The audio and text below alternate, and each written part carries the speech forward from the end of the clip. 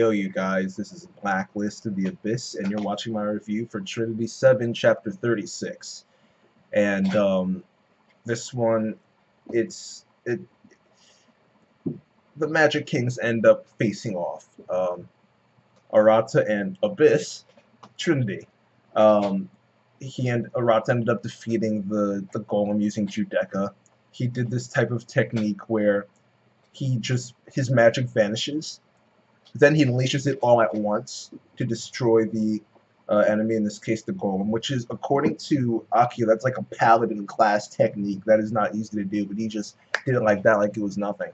And the force of his magic, or like his spiritual pressure, whatever it is you want to call it, it was so strong that people people all over felt that, right? At least, like strong mages at least did.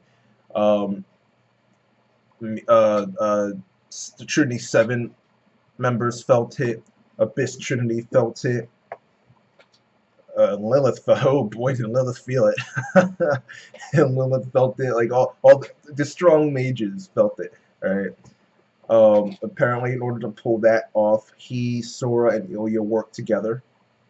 And I get Judecca worked together with him too, because he's like having conversations with Judecca. So I'm assuming it. I don't know what. I guess you can consider it a person, not a person, but like a thing, but not like an object. Like, who cares? All right, I'll just consider Judecca like a person. That's not a person, but like a thing with consciousness or something like that. All right, yeah. All right, moving on. Moving on.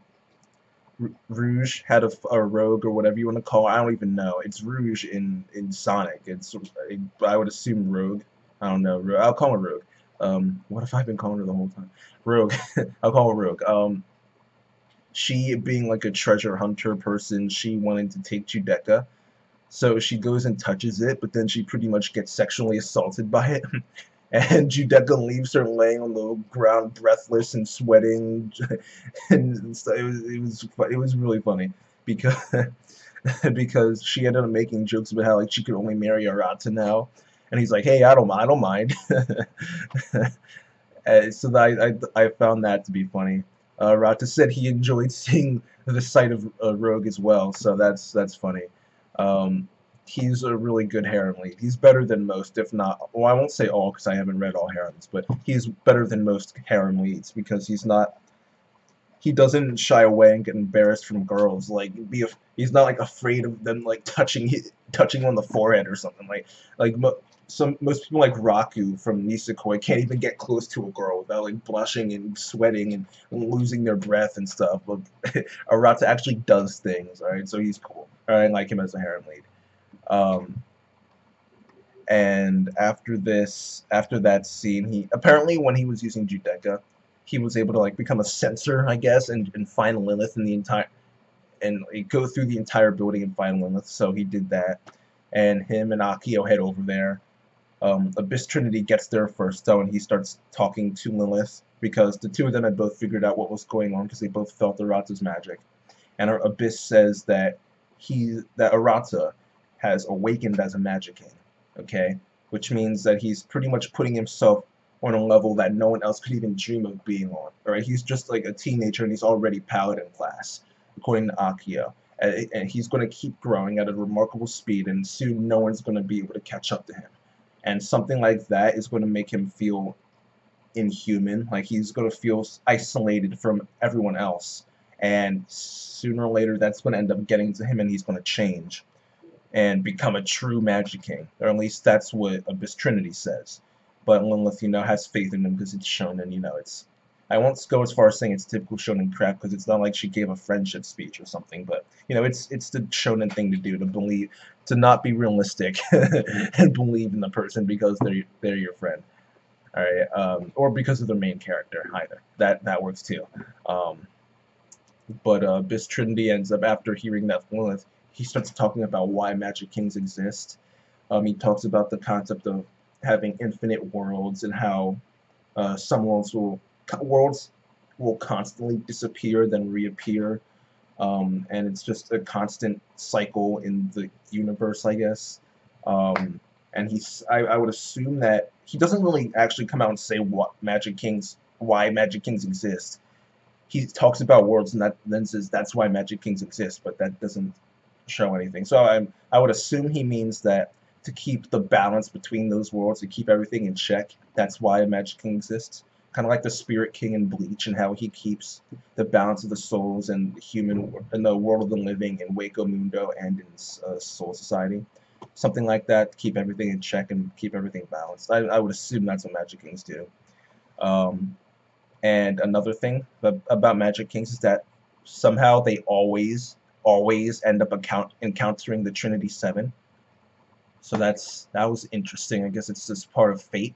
It's your fate as a Magic King to find the Trinity Seven, and do whatever you want with them. Pretty much. Some people order them around. Some people just make them all their concubines. Some people kill them all. Some people rule the world with them at their side. Um, Abyss Trinity, he said he wanted to rebel against the system. So what he did was he had a child in Lilith, and he sent her to the world that they're currently in. And he's going to use her in order to get all of his power back and destroy that world as well. So he pretty much says the only reason you're alive is because I want to destroy this world. That's your only purpose in living. That's the only reason you were born. All right, I don't really care about you that much. It's just, I'm only using. I gave birth to you so that I could use you. Not gave birth, but I let you be born so that I could use you. That's your only purpose. So that's kind of messed. That's kind of messed up. But Arata and Akio show up, and yeah, they save Lilith. I guess she's not really saved yet because Abyss Trinity pulled out the red Imperial sword Caina, or Caina, whatever you want to call it. I'll call it Caina, I guess. Or I mean, knowing Japanese pronunciation, it's probably Caina. Not like I speak Japanese, but like a Kainu. I would assume it's Caina here. But yeah, and then the two Abyss Trinity and Arata, they clash at the end of the chapter. Magic King versus Magic King candidate, and that's how the chapter ends. So yeah, overall I'd give it a 7.5 out of 10 because there was comedy, there was a little bit of comedy there that I laughed at. The Abyss Trinity talked about some almost not philosophical, but he talked about some heavy topics there. Arata took out the golem, and that's that. So, I mean, I won't call it a good chapter just because it seemed like there was some things that didn't need to be in there, like all the talking between Lilith and Arata. The part where she hugged him was cool, but that was about it. Not all that was necessary. Plus some other things that, it was a cool chapter. It was a little bit better than a cool chapter, but not quite something else for you to say, wow, that was just so good. So yeah, I'll give it a 7.5 out of 10, and that's it. Rate, comment, subscribe, and I'll see you guys next time.